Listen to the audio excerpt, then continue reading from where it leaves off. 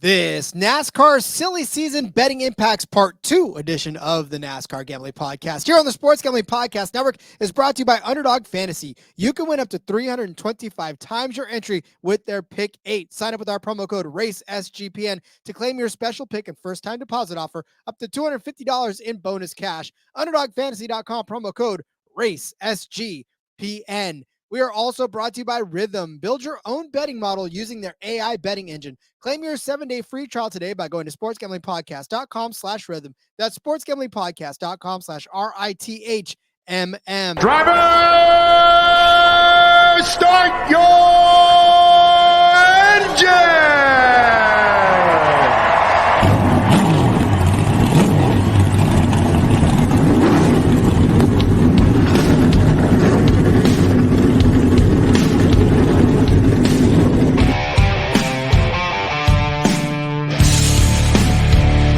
Strap in and pull those belts up tight as the Sports Gambling Podcast Network presents the NASCAR Gambling Podcast. I'll wreck my mom to win a championship. I'll wreck your mom to win a championship. With all the news and the best bets for your NASCAR weekend. It refrains me from not beating the out of you right now because you ask me stupid questions. But since I'm on probation, I suppose that's improper to say as well. If you could talk about racing things, we could talk about racing things. Now, here are your hosts, Rod Villagomez and Cody Zeeb.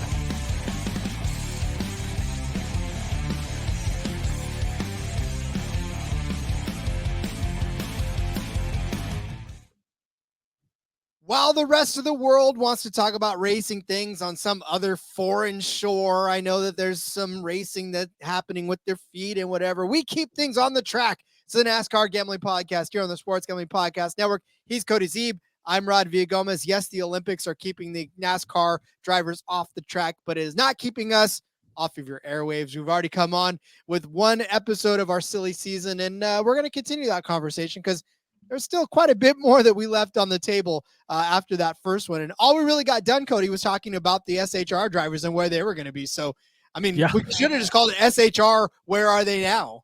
Yeah, where are they now? Yeah, exactly. That's a fairly good summary. So make sure you go back and check that one out. But man, this has just been such a busy, silly season, and it's not even over. There's still plenty of dominoes to fall, including officially where these charters end up going and some other drivers that still have to secure their rides and announcements that haven't been made. So it's been a busy, silly season, and it's nice for this time off that we've got an opportunity to talk about those and how it'll affect racing going forward, how it'll affect betting going forward too. Yeah, and really that's kind of the whole draw of this, right? I mean, I know that we're going to talk about these drivers and their driver changes and their team changes and everything like that. And you ask yourself, well, why is that relevant? Well, because we're betting on these guys, right? And this is the information that you need to know as you begin to formulate those futures cards or thinking about even the rest of the season. You know, we talk about when we were talking about drivers getting shut out of these meetings, right? How is that even impacting what we're doing and how we're looking at them over the course of the betting? Are we shying away from them? Are we doubling down on them because we think they're going to be going at it and trying to, really push hard at the end? So all of this stuff has ramifications on your betting card. I mean, you like to think that it's all just in a vacuum and that we live in a bubble, but you don't. Everything tends to work itself into some way. And the more you know, the more informed of a bettor you are, the more profitable you can be. So again, this show could just give you picks every day and say goodbye, but we don't like that. We want to educate you and help you become a more informed NASCAR bettor and a fan. I mean, overall. Yeah, and there's no betting picks to give this week, Rod. So we're just going to talk NASCAR instead, which is what we love to do. Indeed. So if you don't like it, then skip it. But hopefully you stuck with us and hopefully you like it. In fact, download it and don't even listen. That's fine. I have a lot of those episodes in my library where I download them. Oh, don't get a chance to listen to them. Don't worry, Rod. The loudest haters are still listen every time. So yeah, they do. Yeah, they do. And that's fine. You ever notice that? It's like, you keep saying these things, but you keep saying them, which means you're listening. So, hey, we love you too. I'm watching a History Channel special called the Icons That Built America, right? And one of the first episodes is about Howard Stern and Rush Limbaugh and how both of those guys built empires because people hated them so much. So, Very true. Yes. yeah. Gotta love it, because Howard Stern, their listeners were listening because they wanted to hear what he said next. They want to hear what we're going to say next. They want us to be wrong so that they can be right, which I'm fine with that. Hey, never works for you. Yep. Well, a couple of guys that have made a living, pretty good living off of that, thousands of episodes worth, of the boys over there on the mothership, right? Ryan and Sean of the Sports Gambling Podcast proper. They're getting you ready for college football with their conference previews. Man, these things are so in depth. You want to talk about informing you and educating you? These guys do a fantastic job of doing exactly that. So go check out their college football conference preview shows. You can find those wherever you get your podcast, or of course, as always, just like this one, within the SGPN app. All right, Cody, I said we talked a lot about the SHR guys on the last episode. We did leave one off, though, so I think maybe Ryan Preece might be a pretty decent way to start this off, so we can kind of tie it in to where we left off on the last episode. But when we talk about Ryan Preece and that 41, right, I mean, we know that charter's up for grabs, obviously, but Ryan Preece has not. He's the only SHR driver that has yet to find a home, and those homes are starting to go away quickly, in my opinion. Yeah, not a lot of homes left for sure. I think it's not surprising that he is the kind of odd man out. I guess he's kind of viewed as the fourth guy over there. What he does, I think, will be very interesting, because you've got, Haas is keeping one charter. We're pretty sure that that's going to go to Cole Custer, right? That seems to be the writing on the wall there. What do we do for Ryan Preece? You've got the Justin Haley's in the 51, right? So the 15 is the other Rick Ware car. He ran part-time for Rick Ware, a couple of years ago when he was running in the trucks and Xfinity part-time. Does he go do something like that? Maybe Rick Ware decides he wants to have two full-time drivers, and he's got Hailie, and you add Preece in there. I think that could be an option. I don't know if that's the best option. But we know what he can do in the Xfinity and Truck Series, because we've seen it a couple of years ago. Ride when JTG drops from two teams to one team, he goes back to the Truck Series, limited schedule, picks his races, gets in a good truck, wins, dominates, has great races. Same thing in Xfinity Series. So we know that he's capable of doing that. It would be interesting. Does a guy like that take a step back? And is there a spot open at Joe Gibbs Racing? Do they have an opportunity for a guy like that? He gets out of the Ford camp, goes over to the Toyota camp, and gets in a car like that if it's available. Stewart Haas, the team that he's racing for, another domino in all of this. We think that Riley Herbst, and we don't know this at the time of recording this during the week leading up to Indy. We don't know for sure if Riley Herbst is going to 2311, but that's what it sounds like, right? So that opens up a full-time ride in Xfinity with SHR, or what's now going to be the Haas factory team. They're going to have two full-time cars still like they do. Well, first of all, Custer, I guess both of them are probably going to be open, because Custer goes to the Cup Series if he does, and Herbst goes to the Cup Series. You got two rides there. Does he just take a step back, much like Custer did? That worked out pretty well for Custer, right? Custer takes a step back in Xfinity, wins the championship. Could Ryan Preece do that and stay with the Haas team and kind of go forward with them? I think there's a possibility. I think that Preece was more of a Stewart driver than a Gene driver. If you kind of remember all the rumors leading up to it, Gene didn't want to take Cole out of the 41. Him and Joe Custer, Cole's dad, have had a long-time relationship. Joe's been running SHR since it was Haas back in the day. But Tony really wanted Ryan Preece in the car, and Tony obviously won that battle. Maybe he lost the war. I don't know. But yeah, I think there's multiple options for what Preece could do. I think that we will see him in some fashion, right? Whether it's running part-time in the Cup Series with a Rick Ware, or maybe he puts something together with Colleague if they continue to do, the 16-car be a rotational car, or taking a step back into Xfinity or even trucks. I mean, plenty of truck teams down there too, where he could go back the John Hunter route, go all the way back to the Truck Series, reset, try and work his way back up to the top. He's a very talented race car driver. Cup Series hasn't always gone the way that maybe he had hoped, for sure. But we've seen a lot of success in the lower series.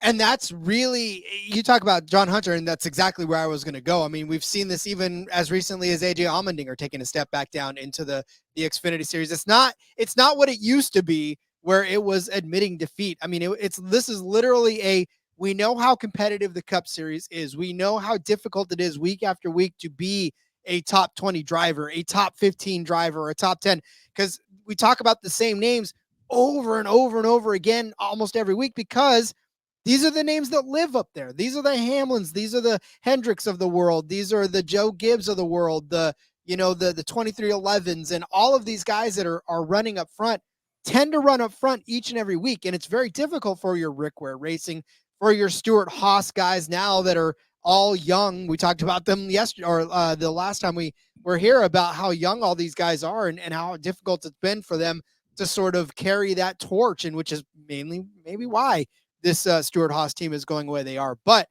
if you go back into those series that you have been successful in and find yourself a second life, a la Cole Custer, a la even John Hunter Nemechek, right? I mean, John Hunter hasn't been doing that bad for himself in the lower ranks, which is why he got back up to the Cup Series in Legacy. So that, although I will say, how dedicated is Legacy to John Hunter?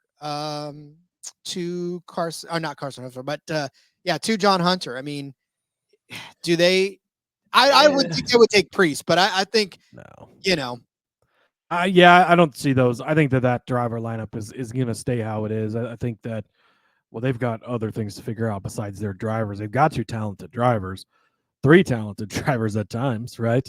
But they need to figure something out with their equipment. But yeah, it's going to be interesting, because I think that while there's not a lot of great options necessarily for him, and we've seen the rides kind of fill up, I mean, in theory, there's still another front row charter potentially. I mean, we don't know I guess there is. They are the ones who for sure about one. So there is a third front row car that's not been announced. I don't see Preece going over there, though. I mean, they've already taken Gregson. They've got Gilliland. There's some other drivers that appear to be lined up for that. So yeah, it'll be interesting. I think there's not a lot of great options out there necessarily, but I think he might have a decent amount of other options to investigate. Yeah, and if he does that, if he goes and takes a step down into the Xfinity Series, that's a name you're going to be hearing quite a bit of when we talk about that. Or even like Cody said, going all the way down to the Truck Series again, just to sort of catch his breath and to be on a level playing surface with a lot of the guys that he was with before. Definitely a name that we'll be bringing up in those 2 series if he decides to become a full-timer down there again. But you talked about a guy, Cody, that's in that same organization that we are considering thinking being official to the 2311 team, and that, of course, is Riley Herbst. We know that he was a staple at top 5, right? I mean, every time we talk about this guy, we talk about him as a top 5 car in the Xfinity Series. We've seen him a few times up in the Cup Series. 2311, does that – I mean, where does that put him? We know where it puts him in the team, but where does that put him with the rest of the field? Yeah, this is an interesting one for me. And I mean, kind of looking at the stories and hearing things, this has a lot to do with the Monster relationship, right? Riley Herbst, big Monster guy, has been for years. They've got that partnership. 2311 has a Monster relationship. Kurt Busch, obviously, at the beginning. That's continued into Tyler Reddick. And basically, Monster is going to help them buy this third charter. Again, at this time, we're recording this. This is not official. They've not bought a charter. They've not announced Herbst as their driver. But we're assuming that this is where it's going to go based on the reports we're getting this week. It seems like that's the likely thing. We're probably just waiting for a charter agreement. Once the charter agreement happens, I think Riley will be announced. But basically, Monster's going to help them buy this charter because they're bringing so much money to the team. It is a business. We get that. And so, yeah, should a guy like Corey Heim get this ride over Riley Herbst? I don't think there's any question about that, right? I think that Heim is the more talented driver. I think he's got the better future. And it's a little surprising to me, a guy that talks the way that Denny talks would choose Riley Herbst over Corey Heim. But that could be a TRD thing. They want to keep him in the Truck Series. We don't know all the behind-the-scenes stuff. And at the end of the day, this is a business, and we know that. And if somebody can bring a lot more money than somebody else, you've got to take that into account. So, it'll be interesting to see Riley Herbst end of 2022, beginning of 2023. we gave Riley Herbst a lot of shit, Rod. I constantly made references to the only reason this guy has a ride is because of Monster. I don't know what Monster sees in him. I don't know what they like about him. He's not new. He's been around, right? He was with Joe Gibbs Racing before this and wasn't that good. But again, he had that Monster relationship. And it started to click in 2023, and we saw it. He finally gets that first win at Las Vegas, and it was like, I mean, he ended the season finishing the year 4th place at Phoenix, 4th place at Martinsville, 2nd at Miami, 1st at Las Vegas, 4th at the Roval. So he was top 4 in the last 5 races of the season last year. I mean, that's how he ended things. Had other good stretches kind of throughout the season. This year, it's been some up and downs, more downs than ups, but he's got a couple of second place finishes, including Iowa a few weeks ago. I mean, really, if you look over recently, 6th at Nashville, 8th at New Hampshire, 2nd at Iowa, 7th at Darlington. He's had some pretty good runs again. We saw him be pretty good at Las Vegas again back in the spring. He's shown a lot of promise. It's not the best driver in the Xfinity Series. He doesn't necessarily get as much out of the equipment as Cole Custer does.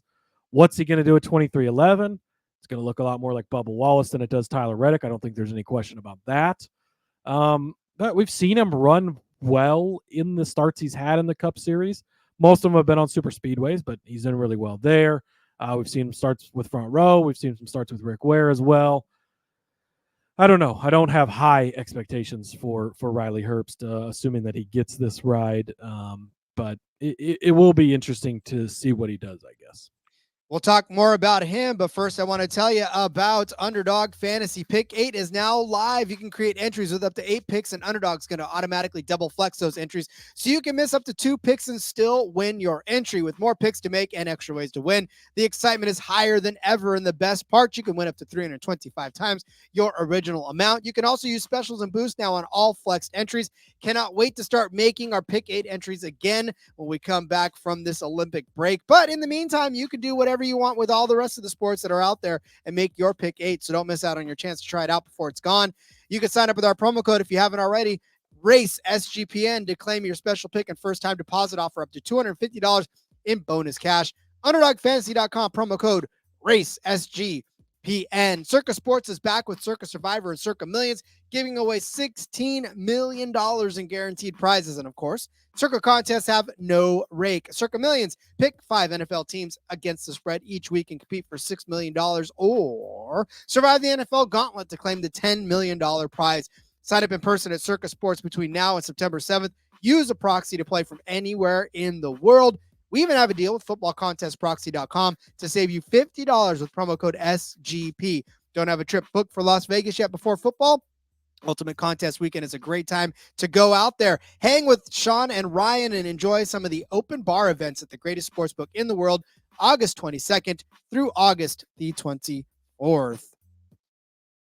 So getting back to Riley Herbst too, in that, first of all, we don't even know what this third charter is going to look like. We don't know what the number is going to be like. Can they field 2 monster cars? I mean, we've seen it before in the Xfinity Series. I get it. And I think we've seen it a couple times in the Cup Series too, but does Monster really want to sponsor 2 cars? And if they don't, then does Riley Herbst become another driver and Monster still pours its energy into Reddick? Like, there's a lot going into this that I don't know. It doesn't, like you said, it doesn't really make sense to me, because for Riley Herbst, does he deserve a Cup ride? I don't know. I mean, that's what I'm saying. Like, it's very difficult. Yeah. Not to say that he's not a good driver, but we're talking. So the monster part of it, I don't think is an issue. It's going to be 3 cars because they got Ty Gibbs too. So you're going to have Ty Gibbs, you're going to have Herbst, and you're going to have Reddick, which Reddick is mostly the Beast Unleashed, which is obviously kind of a different entity of the corporation. So it's probably different, coming out of this bucket instead of that bucket, how they look at it. And he also runs a lot more of the Jordan stuff too, though, does Reddick. Yeah. And I mean, Ty isn't always full-time Monster either. He's got the He Gets Us, and he'll run Interstate Batteries and some of the other stuff too. So, but we've seen Bass Pro does it. I mean, they've fucked Menards will have 8 cars out there at times, it seems like, right? And they sponsor the ARCA Menard Series, and they're full-time on Craftsman's Truck, and they've got guys in Xfinity, like Bass Pro's the same thing.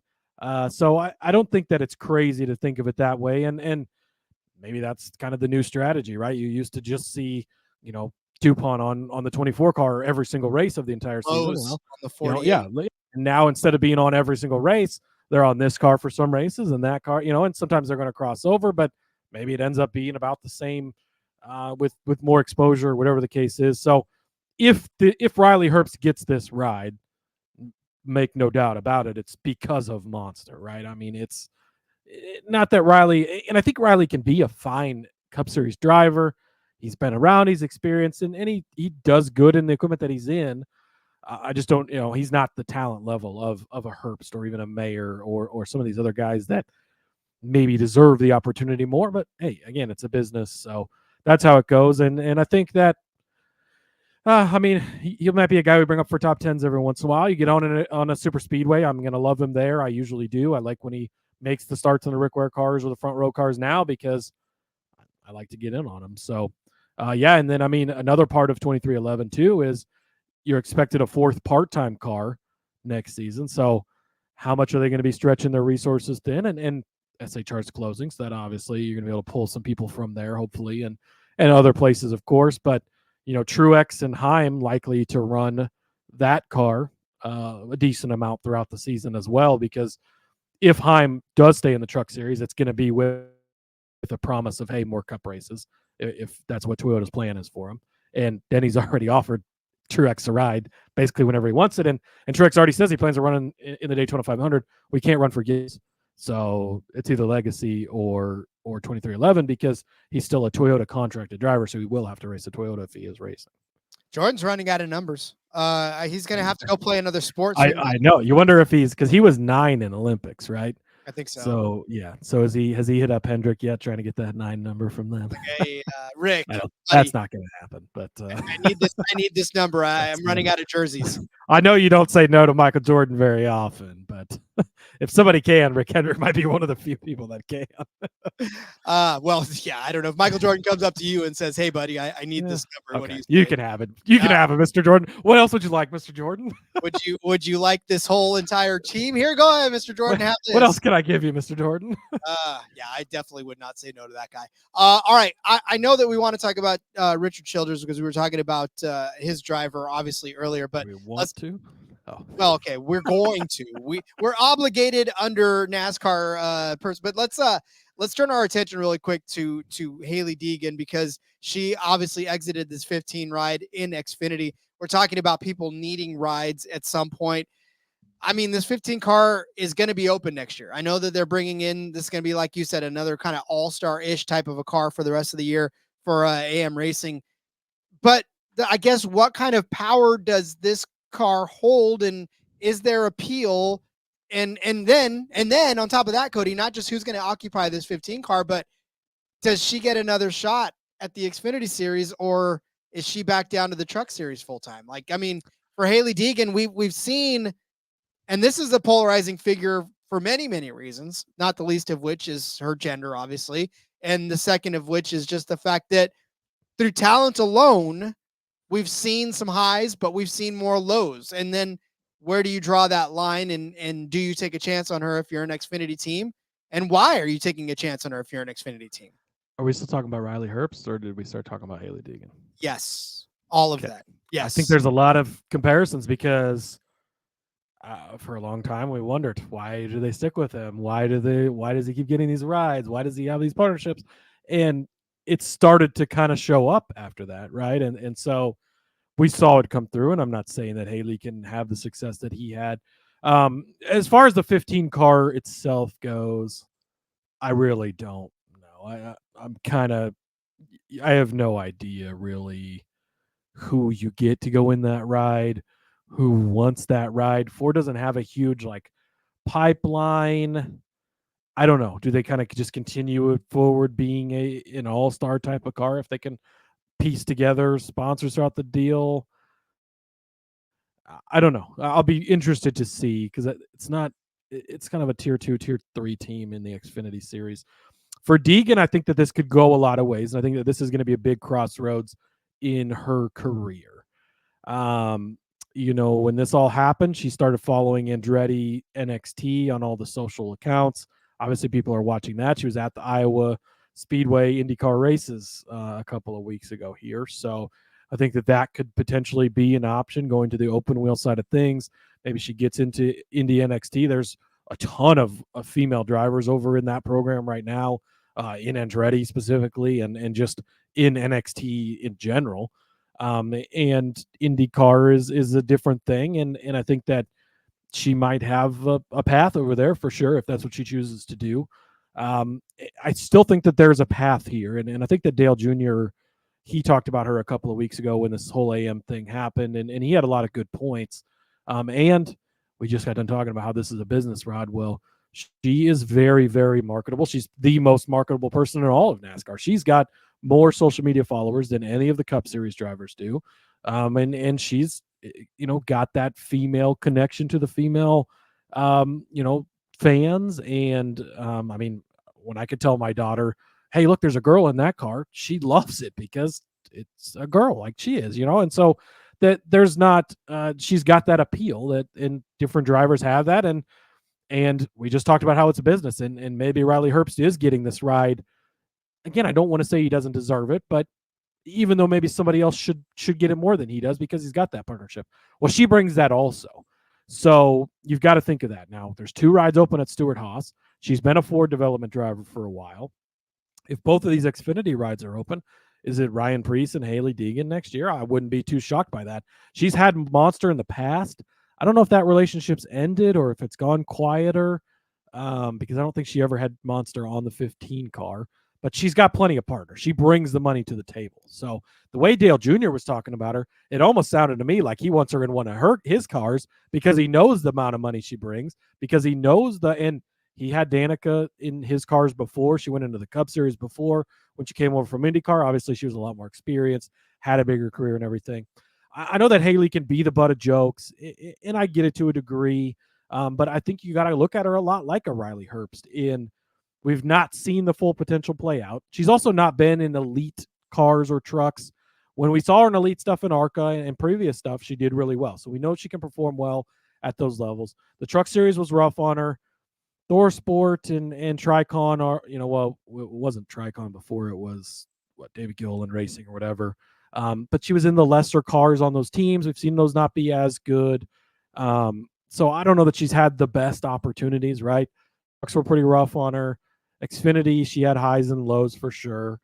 There's definitely potential there. She's got talent. She's got plenty of options. So it will be interesting to see where it could go. But I wouldn't be shocked, and don't be surprised if all of a sudden she's in a Stewart-Haas car or even a Junior Motorsports car, depending on what happens with with their partnerships and stuff, because she brings the sponsorship to the table. And, we've talked about it a little bit with the Corey LaJoie. We've talked about it with some of these other guys, like time to put up or shut up. If she gets in a Stewart-Haas ride, there's no more excuses. If you can't start performing, then, maybe you do need to look at something different. So it'll be interesting. I think it could go either way. I think she could easily say, I'm fucking done with NASCAR. I'm tired of this, and goes the Indy route, goes with the NXT and that type of program.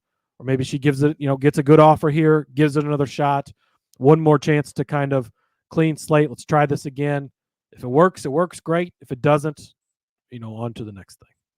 Indeed. I'll talk a little bit more about Hailie, but I want to tell you first about Rhythm. If you're betting on player props, then you need to download Rhythm. Rhythm is the go-to sports betting tool that transforms complex data into actionable insights, empowering bettors with smarter data-driven decisions. Unlike other platforms, Rhythm combines advanced predictive analytics with an intuitive user experience, making betting both easy and enjoyable. Rhythm's predictive models were born from the brains of MIT data scientists and quants with over 3 years of data that help drive you to better AI betting backed betting decisions. Rhythm projections have been red hot for WNBA and golf. Claim your 7-day free trial today by going to sportsgamblingpodcast.com/rhythm. That's sportsgamblingpodcast.com/RITHMM. And so for Deegan too, altogether, like, it's a frustrating instance because you think of where that car has been. They've had Colby Howard driving it. They've had Bailey Curry driving it. They've had all these drivers driving this. And you think about what Hailie Deegan did. She hung with the SRX guys pretty well for the most part. And those cars were all pretty much prepared equally, right? I mean, there was a few adjustments that you could make, and she didn't do all that poorly out there with the Tony Stewarts of the world, with the Clint Boyers of the world, with all of these all-star drivers that were out there on a week-to-week basis. Castro Neves was out there. I think it would be intriguing if she did end up going into the open wheel part of this, a lot like what Danica Patrick ended up doing too when she took her talents and moved over to Indy away for, or actually she came to NASCAR from Indy. She went the other way. Yeah, she went the other way around. But yeah, I mean, again, just to explore that open world or open wheel world, I think it'd be fun maybe to venture out, right? To see where you can fit in, because obviously, like you said, with NASCAR, she's been given an opportunity, not the best of opportunities, but I mean, maybe you do give her a ride in one of those cars just to see if for once and for all, if it really is. And again, look, I have 2 daughters. There is no part of me that is saying, oh, she's a woman, she can't drive a car. No, that's not what we're saying. Pure talent, pure just numbers, finishing numbers. We'd be talking about the same things if we were talking about guys that are back markers in the sport. And we do. I mean, I'd like to think that we're very equal opportunity in our poo-pooing of all these guys. And yeah, Brandon Jones, should he be in a JRM car, a JGR car, an RCR car? He's had all of those rides, and sure, he'll pop up every once in a while. He's one of my favorite guys to get burnt on consistently, betting-wise. But does he really deserve that, right? It's questionable, right? But well, guess who his dad is? He's the president of Rheem. Well, guess who Rheem has a big partnership with? Menards. Guess who's on his car every week? Menards, right? Riley Herbst, we just got done talking about. Austin Dillon, Ty Dillon. I would say Austin's done a really good job as far as kind of earning his spot, but there's still some stuff there. And there's the Ty Gibbs of the world, but he's got all the talent to back it up, and he's proved on the track. Chase Elliott's the Ryan Blaney's. Yeah, there's some stuff there, but has they're obviously talented and have won championships and earned those spots. But did Burton really earn the 21 car? Well, he's got a lot of backing from Dex and some of these other companies. Like, it's not just Hailie just because she's a woman, and I know that it can get zoomed in on that, but it's a business. We just talked about it with the 2311 charter. That's how it goes, and she's got that markability, and some of that is because she's a woman, yes, but it's with these other guys too because of the partnerships they bring and the relationships and who their father is or whatever the case is. Yeah, and representation most certainly matters too, because again, if I'm pointing to my daughter saying that they could do anything up to and including driving a race car, that is important to me, and I know it's important to them to see that as well. So, all right, let's talk about the crew chief that is going to be moving now, and that is, of course, Rodney Childers, part of that SHR shift, right? Leaving the 4 team, going to Spire Motorsports to crew chief for the most popular driver in the entire planet right now, and that is Corey LaJoie. What does this do? I mean, okay, here's the thing. So we already talked about Corey LaJoie on super speedways. We talk about him in certain instances as far as, can you bet on this guy? More often than not, the only way that you can sort of get in on him and profit at all is if he gets a favorable matchup, if there's a good top 10 number at a track in which we think he can get a top 10. But by and large, you kind of have to stay away from Corey LaJoie week after week. Is this now, Cody, an opportunity for us to get in on him more because he's got a crew chief that is more willing or more able to put his car in a more favorable position, or is this just a non-factor? Your transitioning skills are great, right? We just got done talking about put up or shut up if you get put in a good situation. Put up or shut up, right? It's we're definitely getting towards that time for LaJoie, and I think that it would be silly to think that Rodney Childers comes in day one and you get through Daytona and Atlanta and whatever the third race on the schedule is, Las Vegas or whatever, all of a sudden they're a top 10 car, and that should be the expectation. It's not going to happen that fast, nor should it. It's probably going to take some time. Rodney Childers is one of the best crew chiefs in the garage. I don't think there's any doubt about that. I think the Spire had to pay a fucking lot of money to get him to come over there, which they were willing to do. and we've seen that them be willing to do things. We've seen that these cars are capable of top 10s. Corey LaJoie has never gotten a top 10 outside of a super speedway. It's a little bit concerning for sure. Hocevar's come in as a rookie, and he's done it multiple times, and he's been running really well, kind of showing up. And then you're going to add Michael McDowell to the team next year, which we talked about that, I think, a little bit on the other episode we did yesterday about the impact that he'll have over there. So they're making all the right moves. They're making all the right steps, right? They've got the Andretti money. They've got the Gamebridge money that's kind of flown in. I still think that there's some long-term bigger plans. I personally believe that they're going to be the lead team for Honda when Honda comes into the sport. But if that happens, that's still multiple years out. So we're talking, closer and what's going to happen next season.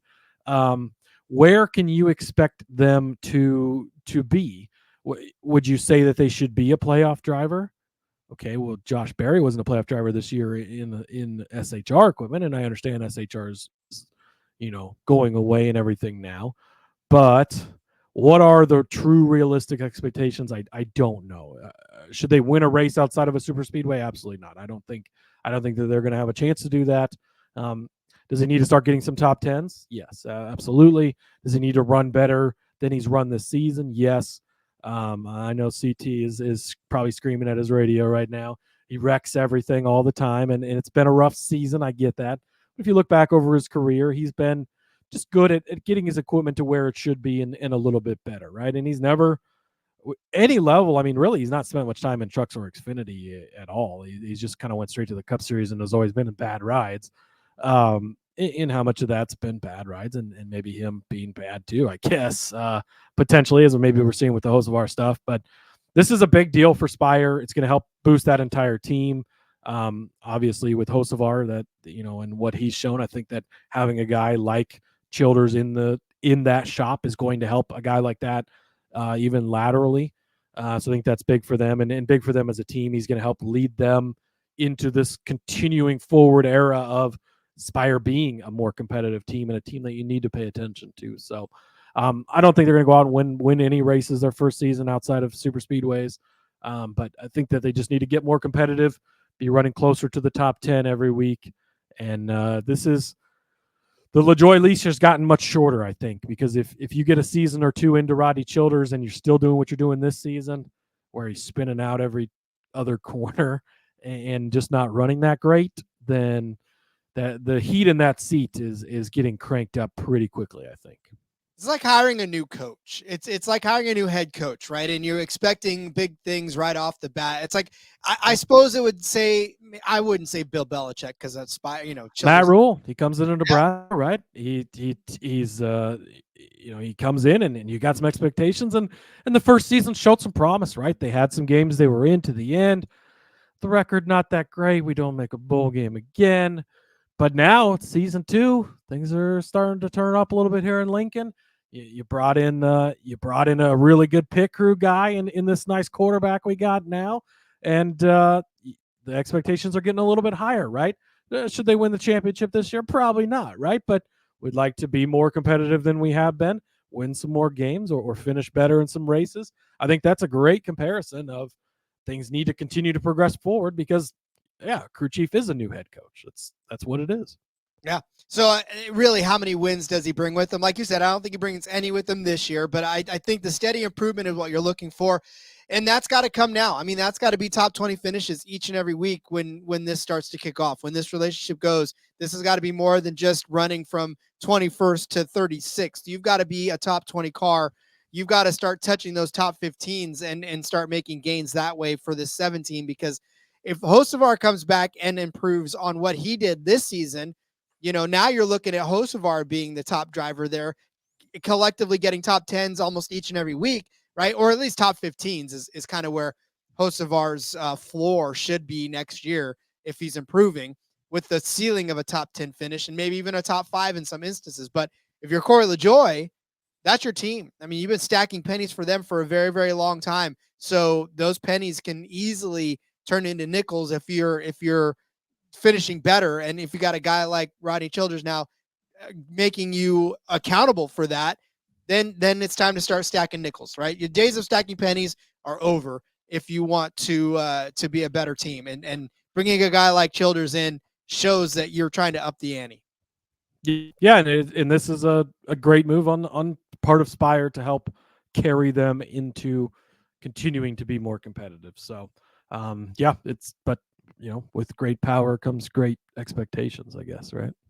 Yeah. Well, again, if we're throwing 4 more cents up on the pile every single time we're stacking, then a top 10 finish, you need to start being able to turn those in, and for us to be able to count on more than just a super speedway top 10 finish. So I don't know that we'll be talking about him too much more in the betting aspects of this, unless we're talking super speedways, unless we're talking matchups or groups for that matter.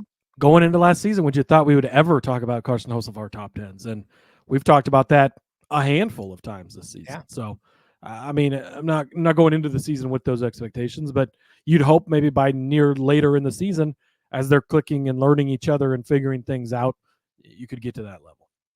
Indeed. All right. Well, I feel like we've reached. Is there any other topic of conversation you want to bring up in this episode that we forgot to bring up?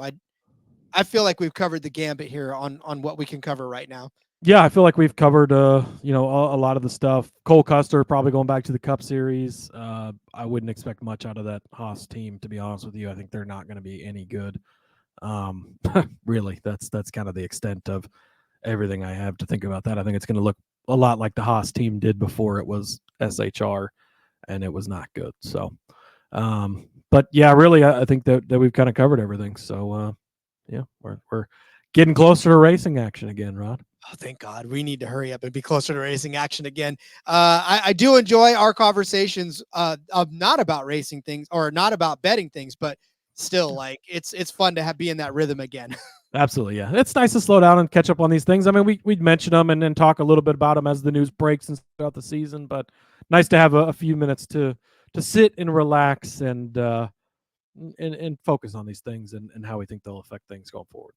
Indeed. All right. Well, then let's go ahead and close up shop for this episode and enjoy the rest of this time away from the actual racing on the track. But in the meantime, Cody, let everyone know where they can catch up with you during this break. Yeah, follow me over on the X at @Husker_Zeeb.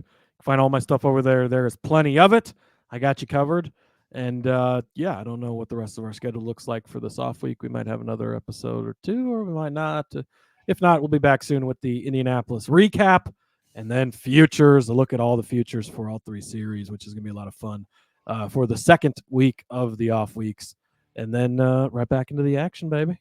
Right back into the action, baby, indeed. Yes, follow me on Twitter at RJ Villagomez. Link in the bot, everything I got going on, whether it's here, whether it's in between media, of course, whether it's the Arena Football League wrapping up already, the Arena Bowl. Check out all of our coverage of that. It was so much fun. Listen, please go ahead and take this time if you haven't already. Subscribe to the YouTube, subscribe to us on Spotify or Apple or wherever you get your podcasts, and then make sure that you're in that Discord to continue the conversation, because I guarantee you with a couple of weeks off, that chat is going to be more active than it's ever been in its entirety. So get in on that, have some fun with everybody, and take full advantage of the community that you guys have built out there for this show, because look, as we're taking time away from the grind of it all, we still appreciate you. We still appreciate you supporting us through the whole thing. So make sure to do all the things to keep this show afloat when we come back to hit it hard and heavy. So, all right, we'll see you guys in whenever we see you again. I love saying that. And until then, let's go racing, please, and let it ride.